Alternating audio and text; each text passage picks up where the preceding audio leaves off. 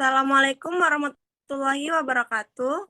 Di sini kami dari kelompok 12 ingin menjelaskan hasil diskusi kami mengenai sustainability reporting dan audit lingkungan.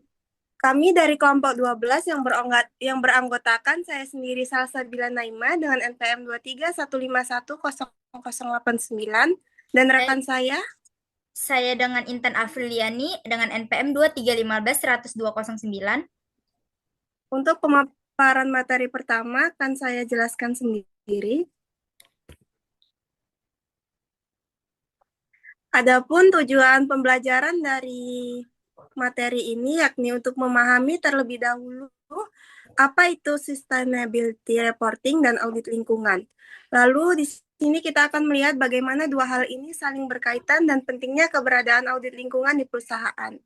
Di akhir nanti kami juga akan membahas tren global serta contoh kasus untuk memberikan gambaran nyata di dunia kerja. Selanjutnya, konsep sustainability reporting. Sustainability reporting merupakan proses laporan secara sistematis oleh suatu organisasi yang mencakup dampak-dampak yang ditimbulkan oleh aktivitas perusahaan terhadap aspek lingkungan, sosial, dan ekonomi. Laporan ini tidak hanya sekedar laporan tahunan, tapi juga menjadi sarana perusahaan untuk menunjukkan komitmen mereka terhadap keberlanjutan dan transparansi. Selanjutnya, Selanjutnya ada komponen sustainability.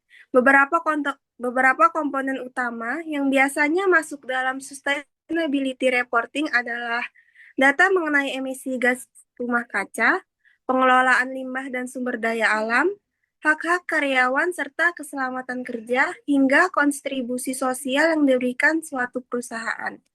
Semakin lengkap dan akurat data, semakin tinggi pula kepercayaan publik terhadap komitmen keberlanjutan sebuah perusahaan tersebut. Selanjutnya, apa itu audit lingkungan? Audit lingkungan adalah proses evaluasi secara sistematis terhadap bagaimana aktivitas operasional perusahaan memengaruhi sebuah lingkungan. Audit ini penting karena memastikan perusahaan mematuhi regulasi lingkungan dan sekaligus memberi masukan strategis untuk perbaikan yang berkelanjutan. Audit bisa dilakukan oleh tim internal atau pihak eksternal yang independen. Selanjutnya,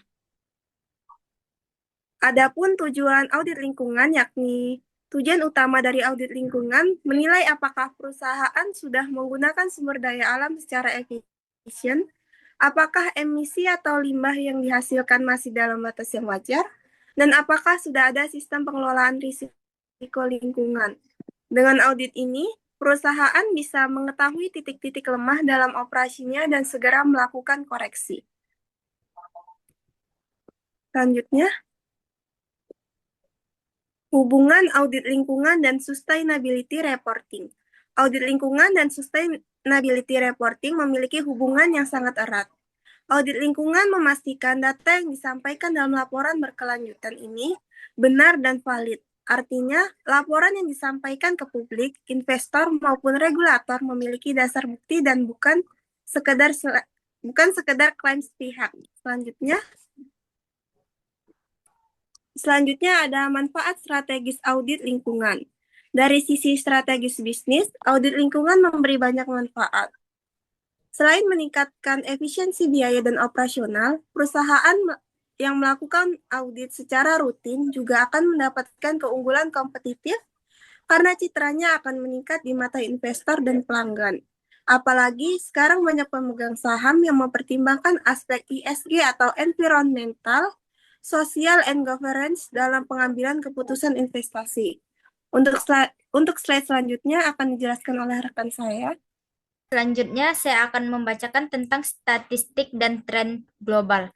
Jika kita lihat dari data yang diambil melalui analisis bibliometrik menggunakan database Scopus, tren publikasi mengenai audit lingkungan mengalami peningkatan signifikan sejak tahun 2010 dan mencapai puncaknya pada tahun 2020.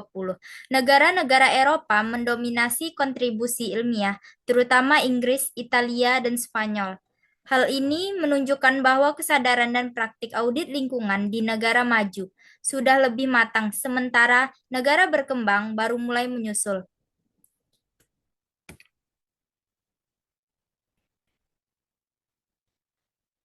Selanjutnya, studi kasus audit lingkungan PTX atau fiktif. PTX adalah perusahaan industri kimia yang diketahui tidak melaporkan emisi gas rumah kaca mereka sejak tahun 2022. Audit eksternal yang dilakukan menemukan bahwa perusahaan melakukan pembuangan limbah cair ke sungai tanpa pengolahan yang memadai serta terjadi manipulasi dalam data pelaporan.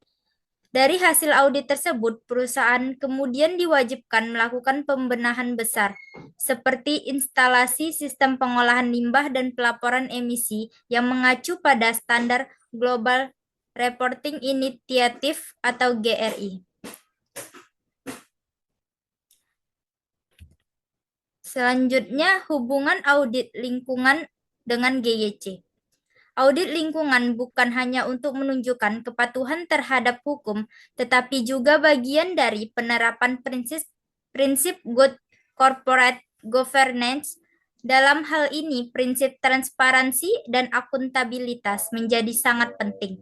Melalui audit lingkungan yang kredibel, perusahaan menunjukkan komitmen terhadap tanggung jawab sosial dan lingkungan.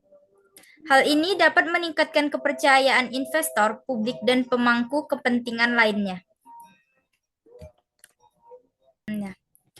Selanjutnya, kesimpulan dan implikasi. Dari seluruh pembahasan yang sudah kita sampaikan, dapat disimpulkan bahwa audit lingkungan memberikan dampak positif yang sangat besar terhadap pelaporan keberlanjutan perusahaan. Tidak hanya itu, audit juga membantu perusahaan dan meningkatkan efisiensi operasional dan penggunaan sumber daya. Namun di sisi lain, ada beberapa tantangan yang perlu dihadapi, seperti biaya pelaksanaan yang cukup besar, keterbatasan SDM di perusahaan kecil, dan proses yang kompleks. Oleh karena itu, perusahaan perlu berinvestasi pada sistem pelaporan yang baik, pelatihan auditor, dan komitmen dari manajemen. Selanjutnya, saya serahkan kepada teman saya, Naimah. Sekian video pembelajaran dari kelompok kami. Kami akhiri, wassalamualaikum warahmatullahi wabarakatuh.